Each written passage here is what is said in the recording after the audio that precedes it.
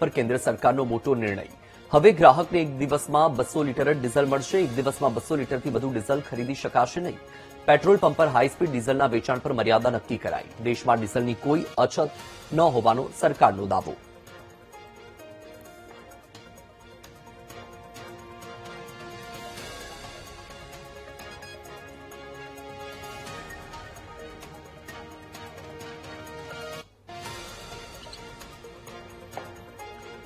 તો આપણી સાથે લાઈવ જોડાયા છે Mehul Patel, vice president federation of Gujarat petrol and diesel association. મેહુલભાઈ, સ્વાગત છે આપનું વીટીવી ન્યૂઝમાં. મેહુલભાઈ, પેટ્રોલ ડીઝલને લઈને સરકાર તરફથી કેટલાક નિર્ણય કરવામાં આવ્યા છે. આપ આ નિર્ણયને કઈ રીતે જોઈ રહ્યા છો?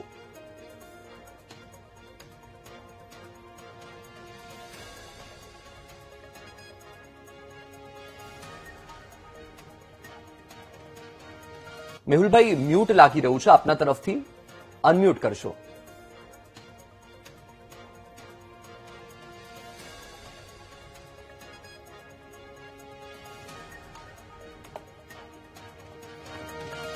ટેકનિકલ ખામી સર્જાઈ છે. અમારી ટીમ ફરીથી પ્રયત્ન કરી રહી છે મેહુલભાઈને જોડવાનો. આપને જણાવી દે કે દેશમાં પેટ્રોલ ડીઝલની સંગ્રહખોરી અટકાવવા માટે એક તરફ પ્રયાસ કરવામાં આવી રહ્યો છે.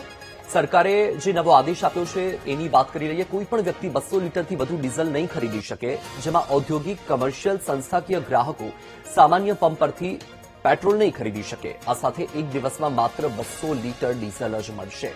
કોઈ પણ વ્યક્તિ 200 લીટરથી વધુ ડીઝલ નહીં ખરીદી શકે. ઔદ્યોગિક, કમર્શિયલ, સંસ્થાકીય ગ્રાહકો સામાન્ય પંપ પરથી ડીઝલ નહીં ખરીદી શકે. એક તરફ 28 ફેબ્રુઆરી કે જ્યાં ઈરાન, ઇઝરાયલ અને અમેરિકા વચ્ચે જે યુદ્ધની પરિસ્થિતિનું નિર્માણ થયું અને પાછલા 3 મહિનાથી સતત આ જ પરિસ્થિતિ યથાવત છે.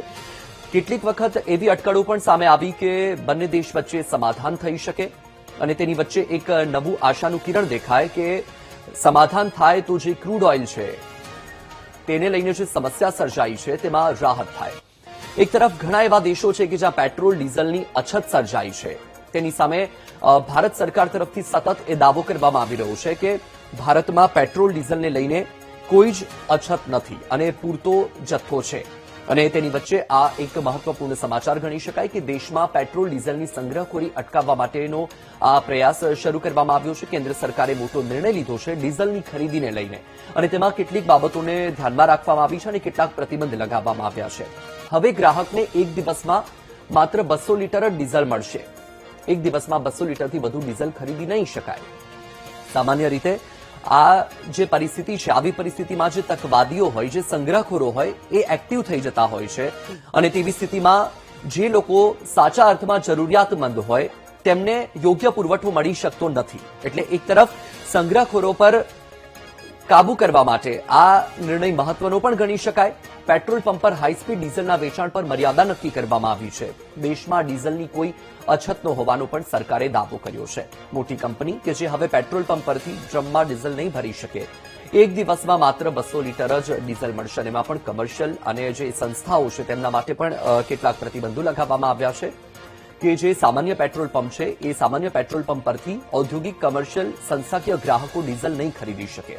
મોટર સ્પિરિટ અને ડીઝલ એટલે કે હાઈ સ્પીડ ડીઝલ નહીં ખરીદી શકે.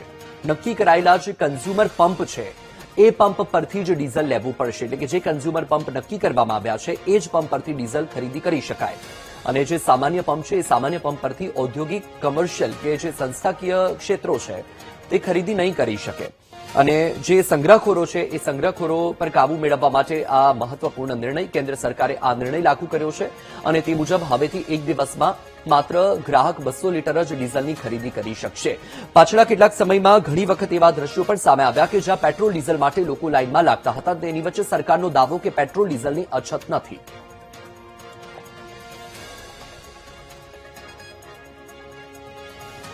તો આપણી સાથે મેહુલભાઈ જોડાઈ ગયા છે લાઈવ. મેહુલભાઈ, સરકાર તરફથી પેટ્રોલ ડીઝલને લઈને કેટલાક નિર્ણયો કરવામાં આવ્યા છે, કેટલાક પ્રતિબંધ. આપ કઈ રીતે જોઈ રહ્યા છો આ નિર્ણયને? આ જે અત્યારે જે ગેઝેટ આપ્યું છે સેન્ટ્રલ ગવર્મેન્ટે એ બેસિકલી કોઈ પણ જાતનું પેનિક કે ખોટી ખરીદી ના થાય, એનું હોર્ડિંગ ન થાય એના માટેનું આપેલું છે.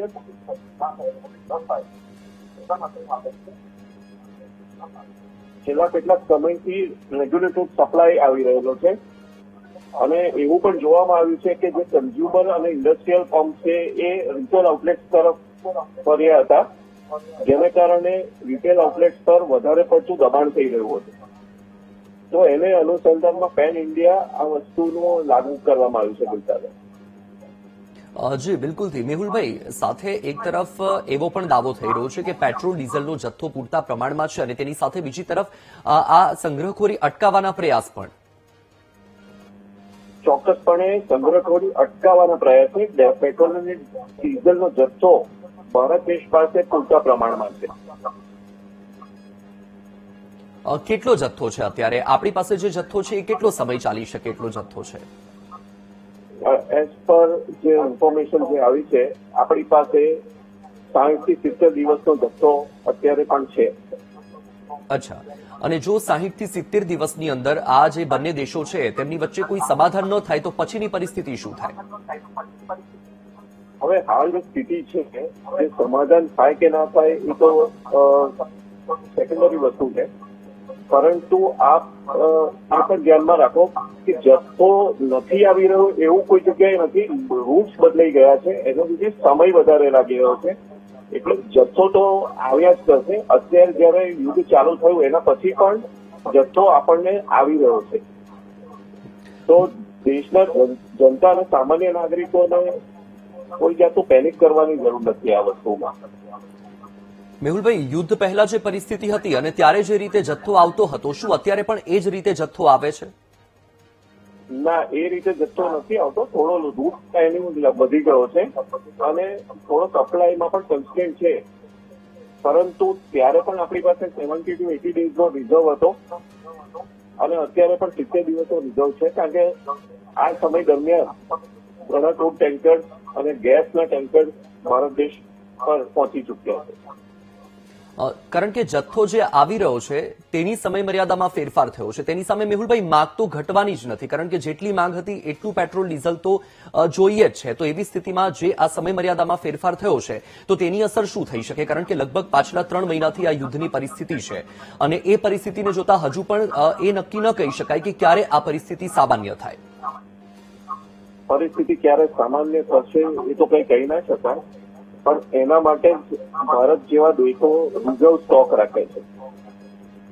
એ યુએઈ જોડે પણ એક ડીલ થયું છે આ દરમિયાન, જેમાં એ લોકો પણ આપણો સ્ટોક રિઝર્વમાં રાખવા તૈયાર થયેલ છે અને ઘણા બધા રાજનૈતિક નિર્ણયો લેવાયા છે, જેના થકી આપણી ગવર્મેન્ટ આ વસ્તુનું તાકતદારી રાખી રહી છે કે આપણે દેશની જનતાને આ વસ્તુની ઓળખ ના પડે. બિલકુલથી મેહુલભાઈ, આપ વીટીવી ન્યૂઝ સાથે જોડાયા, આપનો ખૂબ ખૂબ આભાર.